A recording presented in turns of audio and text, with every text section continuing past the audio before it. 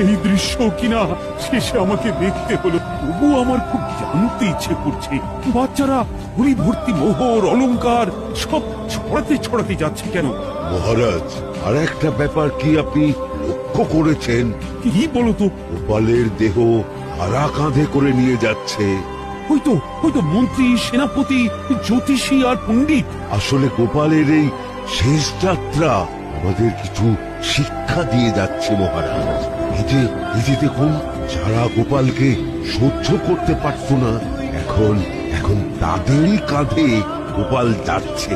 তার মানে শেষ পর্যন্ত কেউই কারো শত্রু থাকে না, সবাই মান অভিমান করে কাঁধে কাঁধ মিলিয়ে পার করে দেয়।